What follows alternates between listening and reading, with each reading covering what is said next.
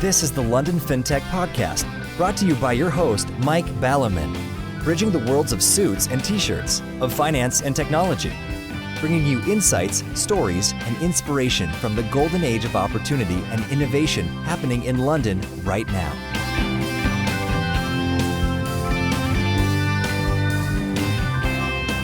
Hi, this is Mike Ballerman. This is the London Fintech Podcast, episode 243, brought to you in association with Smart and thelistedboard.com. And I'm delighted to be joined today by Ivan Maryasin, CEO and co-founder at Embedded Workflows Scale-Up, brackets, whatever one of those is, he'll tell us later no doubt, brackets, Monite, to talk about, as a Christmas special, a superset of fintech in a very interesting place, namely the tech scene as a whole in Berlin, which sounds cool, plenty to talk about, so let's get on with the show. Good morning, Ivan. Thank you for joining me on the show today. Morning, Mike. Great to be here. And I was teasing you, just as we were connecting, that you were just back from San Francisco, which is one place that's sort of collapsing and all sorts of things which would have been inconceivable a few decades happen on the streets of San Francisco these days. When I was young, it was sort of, if you're going to San Francisco, be sure to wear a flower in your hair. I think it's these days, be sure to take sort of clogs because the pavements aren't as clean as they were a few decades ago. And you're now back in Berlin. But I thought rather than mentioning San Francisco, which we've touched on once or twice, and I think all the audience know about the challenges of California and all that kind of thing, I thought we might give a little context to the Berlin tech scene by zooming out from Berlin tech scene to Berlin, and then from Berlin to Germany. People my age actually got educated about this kind of stuff, but I doubt that the younger generation gets too much education in the average country around the world. So let's deal with that zoom up. And for example, one of the simple factoids that young folk who may not know about this might want to take away is that Germany is an incredibly young country. It's less than 150 years old. I had to do this from my O level, so I know that all the states which were quite independent, and there was a customs union in the 19th century, which was designed to be a customs union and then turned into a sort of a country, which was rather an earlier parallel for the EU, which was supposed to be a customs union and then turns more and more into a country with its own army and these kind of things. And it was only Bismarck in about, it was 1870 or something, that unified Germany into a country. So it's had sort of a number of challenges since, but to give Germans and Germany their credit, they did manage to fend off the Roman Empire. So that's quite an achievement, although that's quite a while ago. So I don't know whether you want to start at that, but if we end up with a Berlin tech scene for our main course, and we're zooming up to Berlin and Germany, you can either start from the top down, as I did with Germany, or Berlin. And everybody knows that London isn't England and England isn't London, but I think the difference is even greater with Berlin and Germany for, again, a number of historical reasons.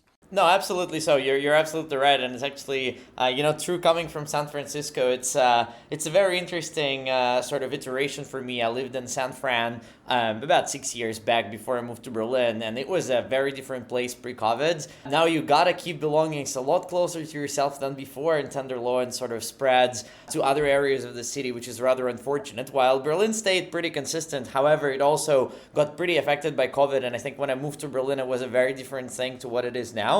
So kind of happy to talk about that. And then to your last comment, would definitely second the statement that, just like London isn't England, I think the same applies to Berlin isn't Germany. Berlin is Berlin. And even many Germans say that Berlin isn't really Germany. Like most people speak English in Berlin. It's like super international, less German in many cultural aspects, and blends a lot of cultures. Also has a pretty unique cultural vibe apart from the tech scene. So happy to sort of either start with Berlin or maybe just talk about Germany first and then zoom into Berlin a little bit more. Well, let's talk about Berlin, because there's quite a lot to talk about for the main course in terms of the tech scene. I think I've only been to Berlin once, actually. I went for a Dzogchen seminar, which was in former East Berlin. Again, as I think everybody knows, Berlin was partitioned after the war between the so-called Allies, who weren't allies for very much longer. And therefore a bit of a war got built. But anyway, I was walking along Unter den Linden, which is the main road that runs sort of Strasse that runs west-east. And I was reflecting at the time of who had marched up and down. I mean, Napoleon marched that way. And then after a rather cold winter and a not so sort of good experience in Russia, he walked the other way, which is the same way I was walking. And then, of course, there was a Second World War thing, and lots of people were marching around Unter den Linden and choosing where they are. And then we had the whole Berlin airlift and all that. I mean, just starting off with something that was still relatively recent when I was in Berlin. Is there still, visibly in terms of architecture or felt sense of people, are there still a sense of East Berliners and West Berliners, or is everybody now Ich bin ein Berliner, as J.F. Kennedy famously said, which was apparently was the German for the name of a sausage, which was unfortunate. I'm a sausage.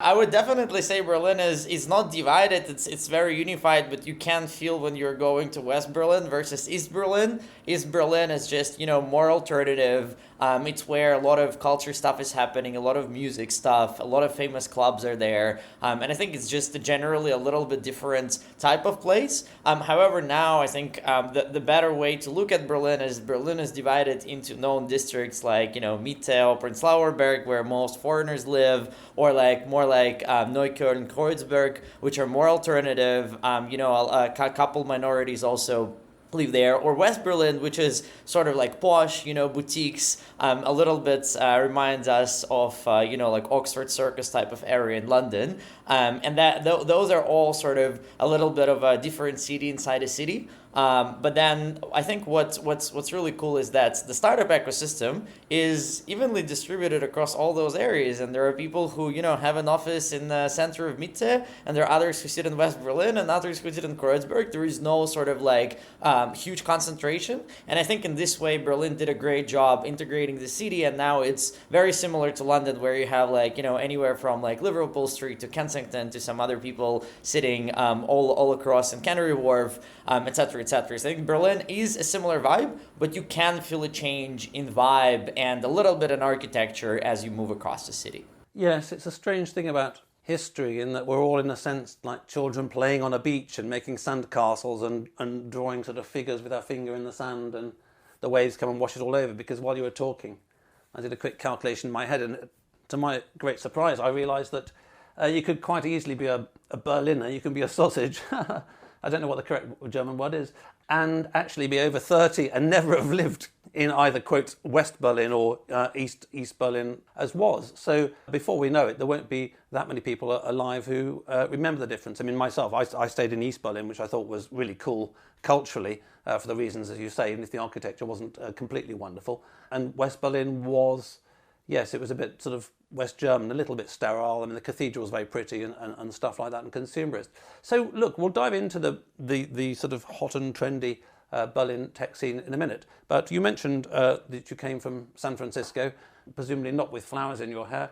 So maybe you'd like to tell the audience a little bit about your background. Have you been a techie all your life, or in finance all your life, and what it was that possessed you to move from San Francisco to Berlin and found one of these embedded workflows, workshop startups, whatever one of those might be, which you can, of course, tell us all a little bit about now and more about later.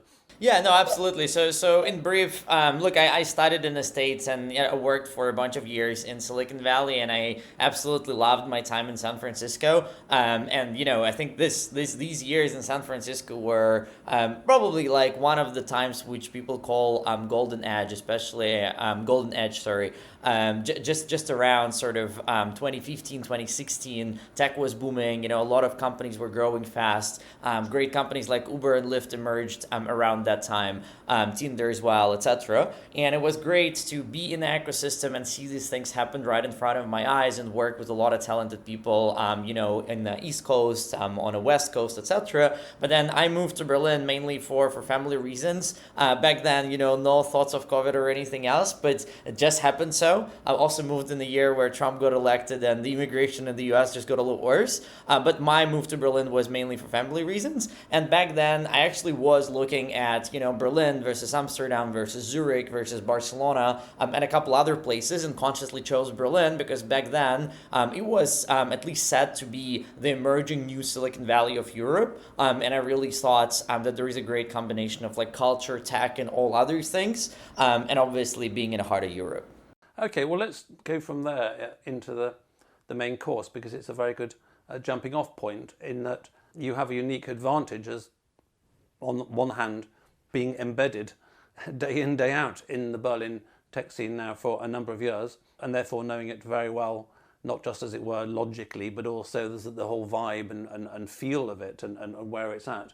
But also, you're not just somebody who was in Berlin all their life, like somebody who's been in London all their life. You're someone who actually chose it compared to other places. So let's just smoothly flow from your journey into the topic per se. So when you were sitting in San Francisco on the western edge of the world, what was it that you then thought about Berlin, and how were those expectations turning out, compared to reality? Because one of the biggest challenges in life is having expectations, whether it's of a relationship, whether it's of a job, or whether it's of a place, because life being what it is, it's always easy to somewhat romanticize the thing you're about to choose.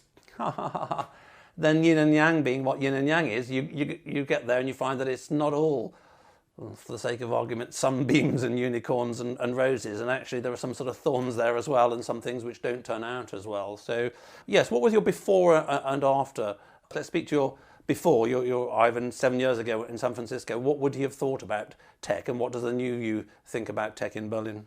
Yeah, so living in San Francisco, one gets easily spoiled with, the quality of talent around, the quality of ideas, quality of education, everything else. There is very kind of typical hard-working vibe there. It's very expensive to live there. It's very hard to stay in the valley. People who stay are extraordinary. They work extra hard. They create great companies. And I've been working for, quite a few years in that environment before I moved. So I would say when I was looking at Berlin and, other places in Europe, my expectation was like, well, it's Silicon Valley everywhere. It's just kind of going to be in Europe physically and not here. And so this was definitely one of the things that didn't work out as I expected. Another point was the quality of innovation itself, right? Like innovation is a very, very known buzzword, but in Silicon Valley, you can actually see people working on the edge of technology, doing really cool stuff, doing it in a crazy good way, doing stuff that no one has tried before, raising money specifically to do things that are crazy that no one is doing.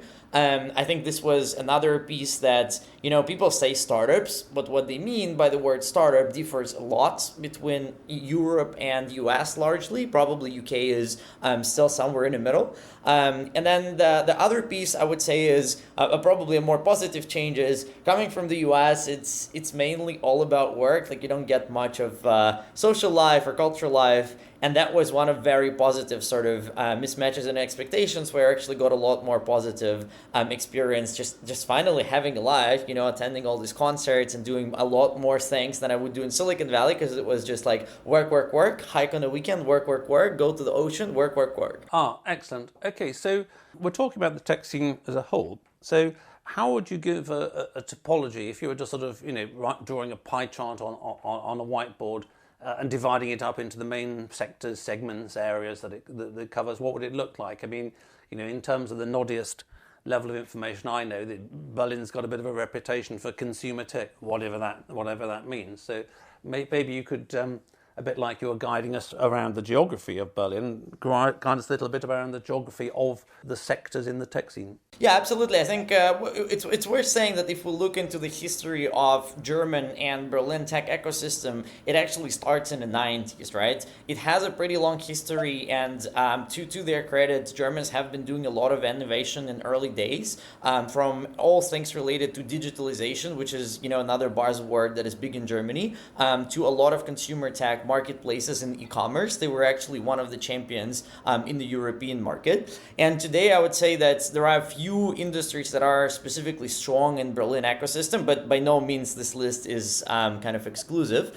I would say e-commerce and marketplaces are strong. Fintech is strong. Health tech is very present. To your point, a lot of B2C applications, including, for example, like N26 Neobank, come from Berlin. And then there is a good amount of stuff happening in mobility, prop tech, but also, all things related to blockchain and cryptocurrencies and other parts of this market, which are affected by regulation, which Germans actually got right in the last years. So I would say those are probably the main ones. And then there are bits and pieces of everything else, but the concentration of investors, talent, and the market experience deviates a little bit more, at least in my view, towards those industries.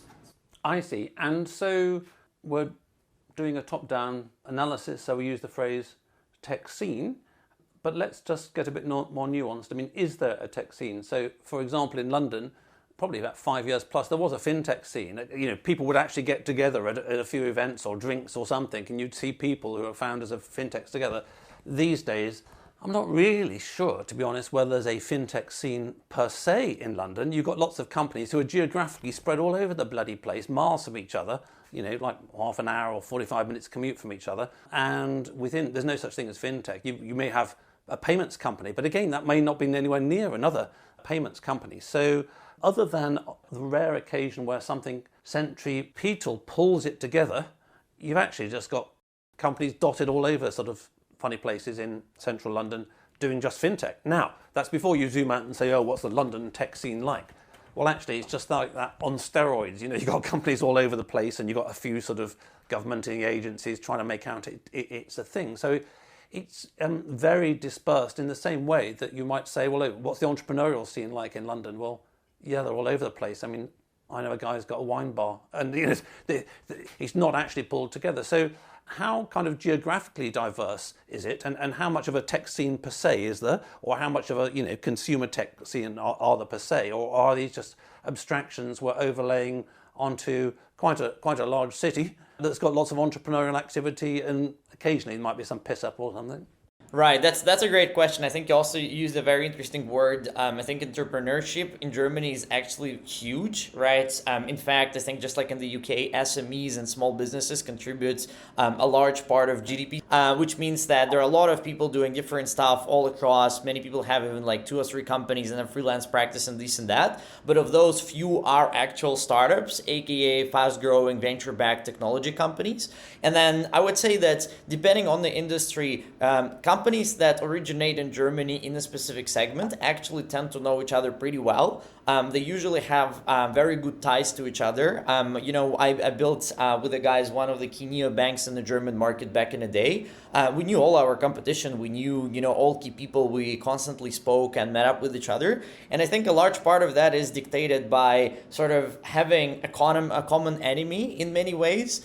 In, for example, the form of like traditional banks that we're trying to tackle, or in the form of regulation and regulators that are being unreasonable, or in the form of other challenges related to just like Germany as a country and the way of operating there, where we're sort of forced to like meet each other, spare tips, try to understand how things work, which wouldn't be, you know, as much of an incentive, I guess, in London, where things seem to be working a lot smoother in many regards, especially tax-wise.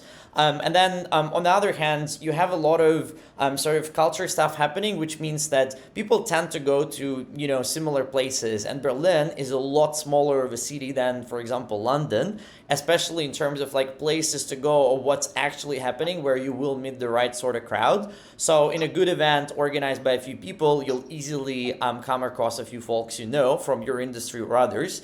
So I would say there is quite a scene there, and there is a rich activity in terms of events that people actually go to. This was one of the positive things that I saw sort of like moving from Silicon Valley to Berlin. Berlin is a lot smaller, but that's why people know each other. It's easier to get around through the network, and as long as you are topically related, it's super easy to connect. Everyone's super open, to an extent, of course, as long as there is some sort of synergy. Yes, and a quick Google tells me 3.68 million was a fairly recent figure, which is roughly speaking a third of London, and obviously within that segment only a small proportion are in it. So Berlin has the advantage of being a capital city, but as you say, not a vast capital city. And again, although I said there isn't necessarily a tech scene in London per se, like if you come around and say, oh, I want to go on a bus tour of the tech scene in London, well, just get all the buses and all the tubes and get out anywhere and you'll probably find it. Right. That having been said, no disrespect to other parts of the country, but it is always overhyped the extent to which, say, the fintech scene is anywhere else. I mean, there isn't one in Liverpool, in Manchester, in Birmingham. Actually, to your point, there is a very interesting way to compare it. Like you can just look at the amount of WeWork locations in Berlin versus London, right? And like I think Berlin has now 5 locations, which is quite a lot. But it's very high chance that you'll meet a lot of startups sitting in WeWork or in another co-working space that is next door to WeWork, and they're sort of evenly distributed across a couple neighborhoods. But this is where people hang, and some people are obviously outside and they have an office elsewhere. center, but this is sort of like concentration hub where a lot of startups hang around. And the other startup offices, they just tend to be in close proximity. So like there are probably like 5 or 6 spots in the city around which everyone sort of concentrates. And then there are obviously people who just like happen to sit anywhere else. And then, they see each other in events. I see. So one interesting question which policymakers like to consider is, what can the city, what can the state, what can the government do to create the right environment for a tech scene to arise? And you say you came from the Silicon Valley, and obviously that's the original gangster, as people say these days for some reason. That's the scene for tech ecosystems in the entire world. It's a sort of very important model, and you got to the stage there where income keeps being reinvested. Lots of VCs, lots of angels make tons of money and feed it back in. And there have been plenty of analyses of why Silicon Valley did well and all that kind of stuff. Most of them tend to underestimate the military spending and all that kind of stuff from the 60s onwards that was taking place over there. So the pump was primed, and one gets various attempts in major cities around the world to replicate some or all of those kind of things and government initiatives. And there have been a few in London. But in general, I'm definitely at the highly sceptical end that there is much directly that government can do. It does a bit of window dressing and maybe a bit of sort of rah-rah pomp, because actually what creates the tech scene is, this is almost a sort of circular answer to my question, I hope you've got a better one, which is that a bunch of entrepreneurs get together, and a bit like a bunch of uranium atoms get together, it creates a bit of heat, and then that attracts more people, and that kind of process. It's almost sort of self-starting, and it tends to be in capitals. But anyway, what's your experience of Berlin? How much of it is just driven by entrepreneurs such as yourself, and the fact that Berlin is a cool place, and how much of it is driven by the fact that the government has got, I don't know, a department of, we will create a tech scene that will be really good? My view is actually very simple, that the governments can definitely fuck it up, right? And many governments unfortunately get it wrong and do a lot of things that sort of prevents people from coming there. And I would say Germany is among the countries that does both. It does a lot of attractive things and a lot of things that are like absolutely off-putting. So I think, and look, I mean, you being based in the UK, I understand that, UK is actually one of the friendliest countries for doing business, for establishing a business, running a business. So in that sense, you're absolutely right that in this environment, it's like very good environment. And if you have a spark, it will just grow. I think I'll speak about some German peculiarities now, but it's like there are things that can really make it difficult for anyone just trying to do something. And I've seen that firsthand. So talking at a high level, I think compared to the US, one thing that Europe offers and is very attractive is very easy immigration for high quality labor force without any restrictions, without any sort of crazy processes or lottery like in the US for H-1B. So for example, when I moved to Germany, I got my residency permit in 3 days in the consulates just by showing a job offer of a certain amount plus relevant education and work experience. And they approved my visa right there. It took 3 days to get and this is an equivalent of a green card to the US, which in the US can easily take years of time, if at all one can get it, no matter if they graduated at Stanford, MIT, or whatever. And in a way, it's easier to cross the border being a Mexican citizen into the US illegally. I was about to say there's a shortcut to working in tech in America. Just join the people trafficking and join the 8 million people who've walked over the border. Exactly. And not only can you get a job in tech, you'll be given state benefits as well. And look, I understand that, the immigration policy is hard to get right. And I think the US is definitely making big steps towards improving this. Every administration tries to do so. It's just objectively very hard to get it right. I think Germany and European Union have this program called Blue Card for highly skilled labor, and it's excellent. So I think that's one thing that they absolutely do right. There is another piece which is basically related to immigration, specifically in Berlin. There is a government body called Berlin Partner, which is designed to help startups and foreigners, mainly because authorities don't typically speak any English. Even in the foreigners department, they barely speak English sometimes. And I can understand why it's Germany, right? But also for somebody moving there and not speaking German, it's difficult. So there is this Berlin Partner entity to help. That's another thing they do really, really well. And in general, I think all things related to just accepting foreign labor, accepting more diversity, and allowing people to broaden the talent pool allows startups to actually foster innovation and get some new things going for which there is no experience yet in the local market, which I think is one thing that Berlin does absolutely brilliantly, given that they have a lot of universities, a lot of internationals. It's a city that is almost like New York or London, that blends so many people together, and it's not hard to move there. The government supports students with visas, like they give a lot of chances for people to stay. They have good perks, amazing time to sort of find a job, etc. It's all very reasonable compared to many other countries I've seen. Now, there are some things that I would say make it very difficult to do business in Germany in general, and I think it's just sort of the legacy of Germany, not per se Berlin, which is basically Germany is a highly complex country with a zillion different laws, many of which were designed, dozens of years ago. And Germany is a very traditional country with a lot of traditional values, with a big part of the economy driven by traditional industry, where there is actually little willingness to revise some things that don't make sense anymore. And everything is highly super complex. And when you comment on that, they say, look, yeah, that's Germany. What did you expect? You came here. This is how it works. And it starts with, the ease of founding a business. It's not easy. Like, there are a million hiccups you can do. You can get fined by tax authority by transferring your shares in a little bit wrong way, whatever. It's super complex. Sometimes even an experienced tax advisor can help there. It continues with things like, for example, if you raise any money at all, almost anything, especially now, needs to be notarized. Notarization fees are based on the amount you raise, because the notary thinks that they carry responsibility according to the amount of the deal. So you will literally pay a percentage of your round to the notary, which is absolutely unheard of anywhere else in the world. For the avoidance of doubt, that's somebody who checks that you're signing your signature or something. So in Germany, they have to read whatever it is, 20, 30, 40 pages to you out loud. You have to sit there for hours and listen to them reading it all in German, even if you don't speak German. And then sign a special affidavit that you understand what you're signing, etc. Or give a power of attorney to somebody who does. And then the notary will charge you a hefty amount, and it's all government regulated fees. It's not like notaries are crazy, but they always charge a percentage of the deal. So if you get divorced or sell an apartment, they're still charging you a percentage of the deal, which for especially early stage startups is absolutely crazy.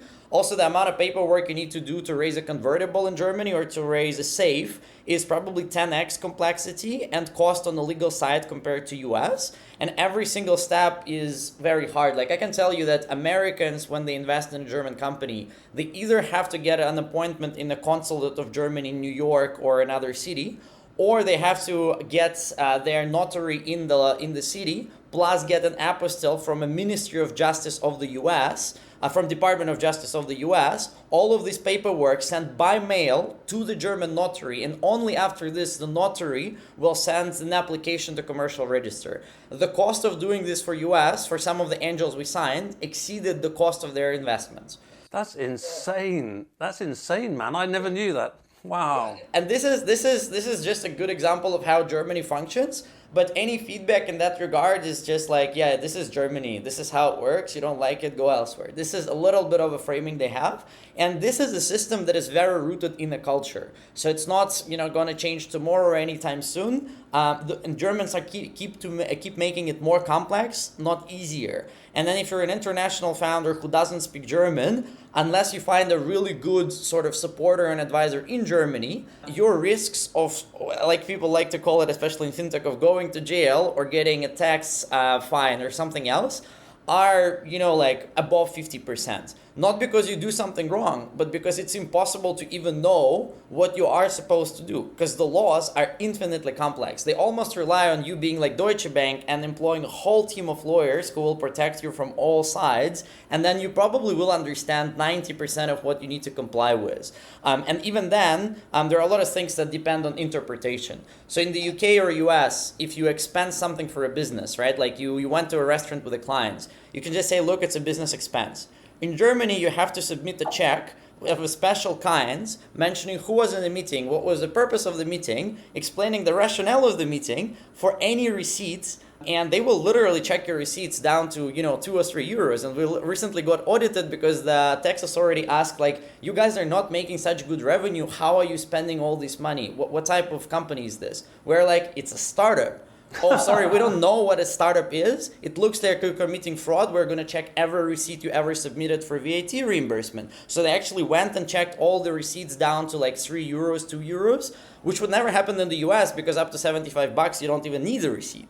And these things, they basically mean that you need to have very high costs of entry to found the company, to run your tax side of things, to run your legal side of things, to notarize a very simple financing round. So a lot of people I know who are sort of like even sitting in Germany, they're founding companies and legal entities outside of Germany because it's so hard to operate the German entity and it's so complex and the Germans make it such a trouble that it just doesn't really make sense compared to, a zillion other jurisdictions from Estonia to UK to US.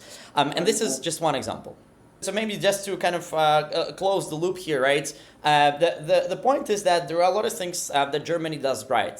It's easy to immigrate. It's easy to get settled. There is some government help in sort of getting all the IDs, etc., etc. So you can navigate German bureaucracy. It's not easy. You have to wait for appointments, but you can do this. Cost of living is doable. You have very international pool of talent, etc. But some aspects of doing business are just absolutely crazy and unimaginable for 2023, as well as the fact that, for example, Germany highly operates on mail. So if you go open a bank account, everything will be in mail, like in physical mail. It won't be fully digital. And a lot of other things related to government are also mail. And a lot of these things, like when I arrived from Silicon Valley, I thought people are kidding. I just asked them if I need a pager or something. But they weren't kidding, and the regular amount of mail I would send or receive every month is just insane. And so these things, they sort of create this controversy where Berlin is an attractive hub, and Berlin government is doing a ton of efforts to attract new investment, etc. But German mentality and German laws and German structure makes it very, very hard to actually run a company in Germany. And tax system is very complex. And just in general, I think it's very well designed for Germans in Germany doing certain types of things. It's not super well designed for innovation. And then another point that we can talk about in a minute is the investment climate and what sort of money is available in the market. Okay, well, let's come on to the investment, but just hearing you say that, it does make me appreciate something which is disappearing both in the UK and in America, sadly, in recent years, namely liberty. And even the idea now is seen as, it's far right or something, not to agree with what your government tells you to think and say and all this kind of crap. But there's a serious point, which is that, let's just take England, there's a hell of a lot, or Britain, there's been a hell of a lot of innovation over centuries in this country, whether it's from the Industrial Revolution or 1960s pop music or Fintech and many, many things such as that. And actually, historically, there's been quite a lot of innovation in America as well, simply because actually originally, America's kind of forgotten it, America was an offshoot of Britain. It was British colonies, and it started with a foundational sort of legal approach of common law, which is, look, you can do what you want, but don't do these things. Whereas, as we know, the simplifying, Europe started the other way around and ended up with a million regulations. So it is useful to be reminded of the value of a system where people can do things.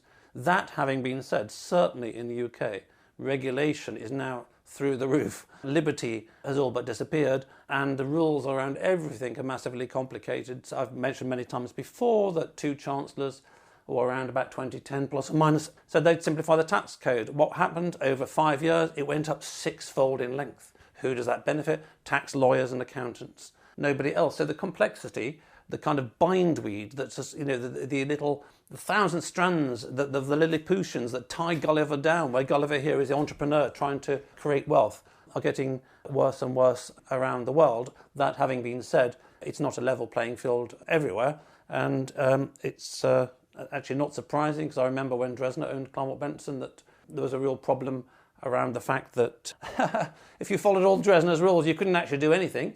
So they actually had a mechanism where if you had someone on the forestand on the main board, he could say, oh, you can do it. So you then have to get involved in that, which actually was a way of negating all the laws. But anyway, it's really interesting, and going back to where we started from, the Ivan of 10 years ago had a certain expectation, understanding, and the Ivan today has a different one. And like most things, whether it's marriage, whether it's moving to Japan, whether it's starting a tech in Berlin, life being what it is, there's always, well, on the one hand, and then on the other hand, this is life. So just wrapping up then, you mentioned the investment, and as I say, one of the things about Silicon Valley is that it's a bit like a siphon. Once the thing goes round and round and round, once the water wheel goes round and round and round, the water coming off at the other end, if it pushes it, doesn't work perfectly, never mind, pushes it and keeps it going round. So there's a virtuous circle going there. And one of the things about getting the wheel to start going around in the first place is capital coming into businesses, because I did this myself in 1998. You start a business without capital, it's a very slow growth phase, whereas if somebody sort of chucks loads of money at you, you certainly work out whether you're going to be a hero or a zero sooner rather than later, and evolution being what it is. If you've got a short lifespan of new startups, then actually before you know it, this has succeeded, and then that's succeeded. So how has the investment scene worked historically in Berlin, apart from the fact that people take a good slice of the money out? Are there a lot of VCs, angels and such these days? Is it a recent phenomenon where it's really taken off, or longer? Yeah, absolutely. So actually, it's interesting, right? Compared to Silicon Valley, I would say just a general sentiment is that Germany is a little bit more risk averse as a country than, for example, the US. So people are less likely to throw money at some innovative stuff, and a lot more likely to support like very proven e-commerce models or digitalization. Like the types of platforms you often see in Germany are something like, oh, we'll literally improve the online shopping experience by whatever 200%, so now you can buy goods easier. Like for cargo industry, we did this instead of a pen and paper or Excel. We have a new platform. It's digitalization. So you'll see a lot of that technology in Germany. There is some stuff that is really, really innovative, but that requires sort of a strong network on the founder side and some really, really solid backgrounds to raise money, because all things being equal, German investors almost wants to do this controversial thing, obviously with a lot of exceptions. Like there are great funds in Germany that are different, but I think the majority are still the guys who want to support business models that are proven, that's will definitely work, but they're still innovative, so they want sort of lower risk while they want to get the same high reward. And this is where you'll see a lot of companies in Germany not ever reaching the heights that the companies in the UK or US reach, because they're just not as groundbreaking. They're not as, industry defining as there. And so what I would say the general sentiment is a lot of companies that become groundbreaking, they at some point probably tend to move out of Germany or raise money outside of Germany, because it's harder to raise money for innovation in Germany. In fact, like we are based in Berlin, but most of our investors are US investors, because we're doing something super new, and most of the German ecosystem didn't understand that in that way. So I would say on average, there are things that work very well for funding in Berlin, and there are those that don't, but it's less relevant now. You mentioned America. So, I mean, how many, for example, American VCs are in Berlin? 1, 5, 10, 50? So yeah, that was exactly my point. I think like now, like if I was founding a company now, I would look for a place to found a company where it's cost effective, right? This is really, really important, where you can find good talent and where you won't spend a fortune like in San Francisco. And then you can raise money from anywhere in the world. Like I'm raising money in London and San Francisco. I'm still Berlin based, but it doesn't really change anything for me. And so I would say after COVID, it's a big advantage that you're not anyhow bound to a local ecosystem, and it creates competition for investors as well to actually make sure that they even get a check allocation, and we constantly have to decline because we are oversubscribed every single round. And so in that sense, as a founder, you can raise globally, even while based in Germany. Oh, excellent. Well, what I've got from that is that Berlin is a good example of the complexity of life, and the fact that everything, including all of us human beings, contain contradictions and paradoxes. On the one hand, as you were explaining, it's very much a global city, it's easy to immigrate and those kind of things, and you can turn up and not know anything about the culture or the language, and you don't have to be local in a sense. So it's super 21st century idea of globalization and losing a lot of the localization. But on the other hand, it's a bit like a barbell. On the other end of the barbell, you've got this incredibly kind of, let's say, for the sake of argument, for the sake of caricature, 19th century Germanic opinion about how things work and notaries and all this kind of stuff. And we shall see in the future about how the two ends of the barbell reconcile them if they do, or whether, like us human beings, it continues with its paradoxes and it's on the one hand and on the other. But before we wrap up the show, I'd like to thank all the listeners out there, my brand partners of the podcast. Smart is transforming pensions and retirement worldwide. Their leading-edge retirement tech platform propelled them to success in the UK. Now they're operating on 4 continents and working with partners like Zurich and JP Morgan. Find out more at www.smart.co. Then listedboard.com, your guide to entrepreneurial governance and how you can start making your board an engine of growth today. So, Ivan, I thank you very much for your honest account about the pros and the cons, which have been very educational and particularly essential, I'd say, for any listener out there who's thinking of moving to Berlin because it's a cool place to start their tech startup. I think they'll probably be much better informed than you were many years ago by your first-hand honest account. But you've been a super conscientious guest in that you haven't mentioned Monite, your embedded workflows startup, at all. So maybe you'd be kind enough to let the listeners out there know about Monite, and maybe we start with what is an embedded workflow startup in the first place. I got the startup word, and all the other ones I would know one by one, but that particular order I didn't quite understand them. So if you could let the listeners know what it is you guys are doing, where you've come from, where you're going, then I'm sure they'd be fascinated. Absolutely, yeah. So just maybe a little bit background story first. So if you look at any business, and we really target like small and medium-sized businesses, everyone has to earn money and spend money. On the earning money side, you send invoices, collect all those payments. On the spending side, you actually have to pay your suppliers, pay some expenses, etc. And what we noticed while building a neobank actually for German SMEs was that these processes are very far from being efficient on the SME side. And if they were to automate some of that, it requires quite many pieces of software, which leads to still most people using Excel today, even though it's 2023, and just losing a lot of time and money in the process. And so what we did at Monite is we built a solution that is essentially allowing those small businesses to take care of revenue collection and pay their suppliers, etc. But we don't bring it to them directly. We actually bring it to the partners they already work with, such as banks, neobanks, verticalized SaaS, Fintech SaaS, or whatever it may be, basically saying like, look guys, if you already have an account here, why not manage invoicing in the same place? Why not pay suppliers in the same place? And because it's not a single action, it's actually a workflow. This is why we call it embedded workflows. It's because there are multiple steps associated to doing this, right? Like before you send the invoice, you probably have a commercial discussion. You send a commercial offer, then you'll send an invoice, then you'll need to collect the payments, account for this payment, etc., etc. So that's why we call it workflows. And what it does is it really sort of on the one side allows all these small businesses, in Europe or in the US to get more functionality where they already sit. Of course, we have to first sell to their partner.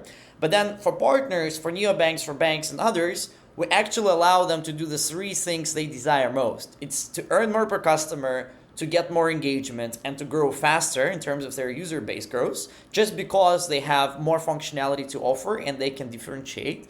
And so with that in mind, we're now at 25 platforms. We're kind of across Europe and the US and developing very fast. What I want to say is that we're really on a mission here to innovate SME finance as a market. And so what we want to see is that, 5 years from now, a lot more people use proper finance automation, not Excel. They use it where it's convenient for them, for example, in their bank or in your bank. But they don't have to hustle anymore with all those manual things. But then apart from sort of what we do at Monite, one thing I want to mention is that for all the founders and folks out there, I want to encourage everyone to think a little bit more in those sort of infrastructure terms and stories. How can we actually build more stuff around the user where they already sit? Not ask them to increase complexity, add new products, but actually make it convenient and easy to consume. And that's definitely one of the missions we have at Monite. And in the process, just because I always, say this to founders, and this is a big part of my journey and a big part of learning while moving to Europe, is don't forget that there is a life apart from business. And I think Berlin taught me no other place that apart from building a company, there is a big world out there. There are people, there is a lot of culture stuff happening. And while building a company, you don't want to miss life in sort of just flying by your eyes. You want to work hard and you want to be successful. But just my big advice to all founders is just don't forget about other pieces of life. And if you feel a distress, etc., there are a lot of tactics that can help, a lot of good books to read. I also practice, Reiki and similar things to sort of cope with stuff. But I would say, like, wherever you live, whatever you do, there are a lot of ways to succeed that don't require you just working and not having a life. And I think if we just create synergy and what I call like love in business by connecting the dots, taking good care about the end user, creating models that are sustainable and that work without extra hustle, but also doing so without overloading or killing ourselves, I'm pretty sure we'll live in a better world tomorrow. Excellent. Well, as this is the last podcast of 2023 to come out, I think that's a very balanced message to leave with the listeners. And as with most things in life, and travel and moving around and all that kind of thing, the more that one experiences, the more that one gets more three-dimensional rather than one-dimensional, and integrates the strengths and also hopefully avoids some of the weaknesses of all these countries. So I thank you very much for that, Ivan. It's been a fascinating and very informative coverage of the Berlin tech scene, and I wish you and Monite every success in the future. Thanks, Mike. Thanks for having me. Thanks for listening. If you're in need of a non-executive or advisory director with deep expertise, experience and contacts in the worlds of both traditional FS and Fintech, or unique insight into how to make your board an engine of growth today, contact me at mike@mikeballiman.com. If you just need one-off advice in these areas via clarity.fm/mikeballiman. We could sit in a bend there all day, watching the firelight dance, watching the firelight dance. We could walk in the mountains before dawn, watching a happy moon ride, watching a happy moon ride.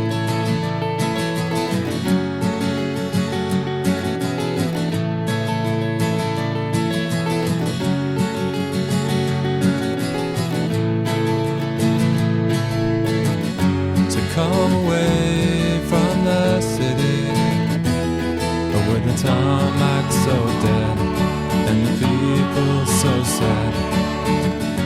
Come away from the city, with the faces so grey, with the pain of the everyday.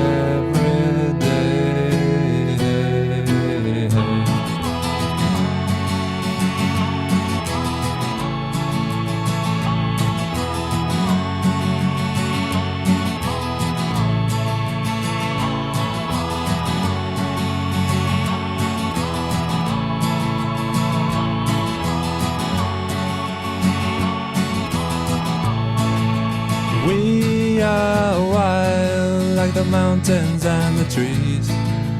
Can you see what I mean? Can you see what I mean?